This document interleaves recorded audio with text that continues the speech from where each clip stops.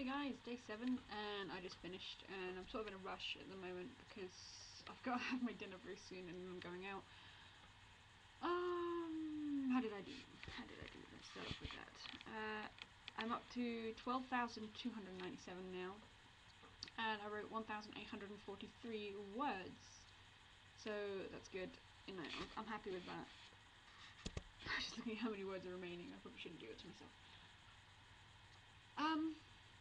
I was talking to a friend of mine yesterday, Hezzy, behindtonsils, and she suggested, or she said to me that she thought the reason I was having trouble is because technically I'm doing a sequel, which is harder, and I appreciated her saying that and giving me some support and reassuring me. Where would I be without my bestie? Huh? And today I felt better about it.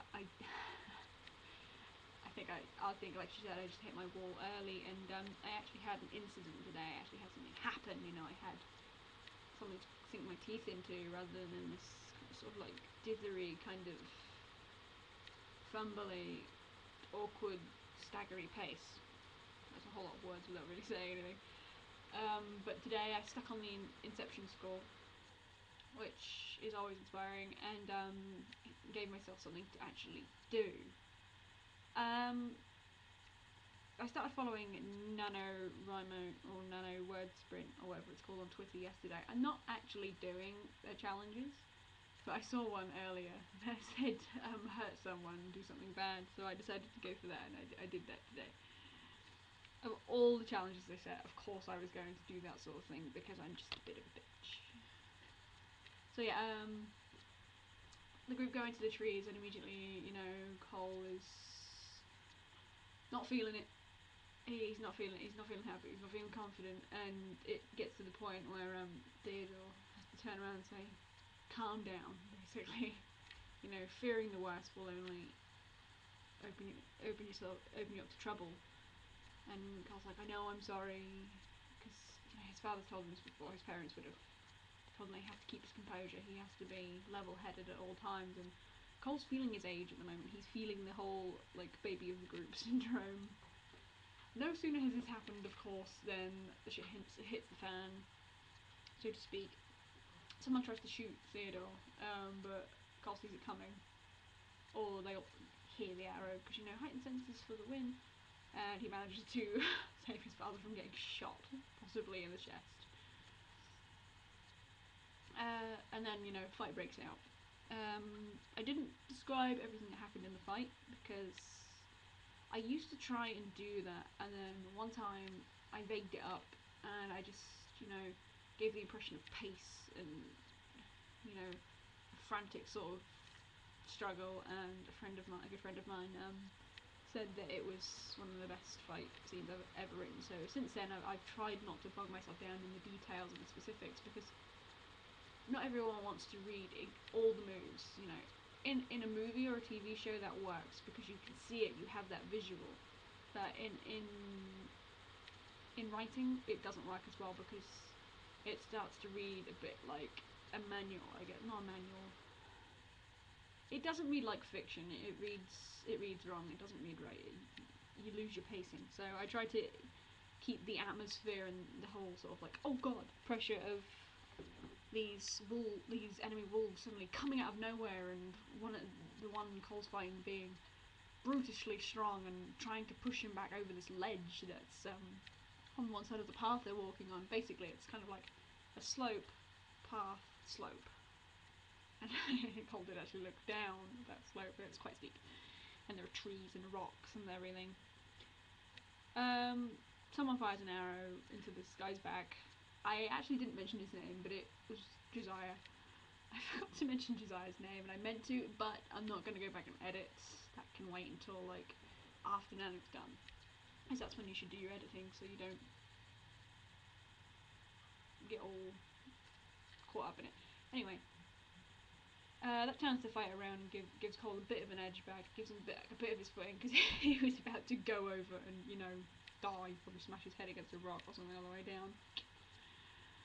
And he ends up stabbing the guy with part of the arrow and kicking him back over the ledge. So it's turnabout, really, you know. Payback's a bitch. Yeah. He runs to join the fight after that, and you know it's all go go go. You know there's swords and there's arrows flying, and it's all a bit hectic. And then you know Cole's concentration, or his version of it, because he's relying on instinct and trusting his gut and just acting rather than thinking and getting bogged down in thinking like his parents have told him. And you know that all goes to pot when he hears his father cry in pain. He turns around and you know Theodore's been shot, but in the shoulder, and you know it's fine, and Cole feels relief, and then he gets stabbed. I had this female come out of nowhere, this like waif of female, you know, pale, dark hair, big eyes. She just comes out of nowhere and just stabs Cole in the stomach, basically. Spoilers.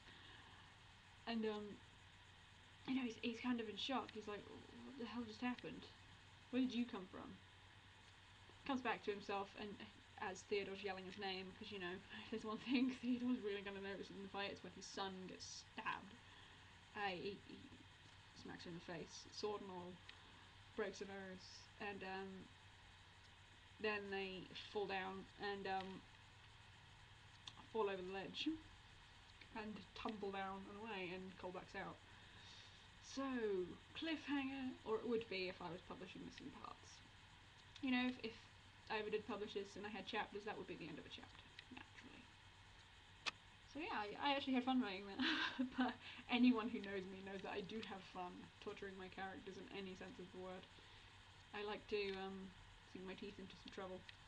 So I'm starting to have things happen now. I do have to figure out the direction, but I have a few ideas starting to bubble now, which is nice, which is what I was lacking. It's what was getting me down. So you know, hopefully tomorrow's a better day, and yeah, feeling better now. It's all good. Apologies for yesterday's video.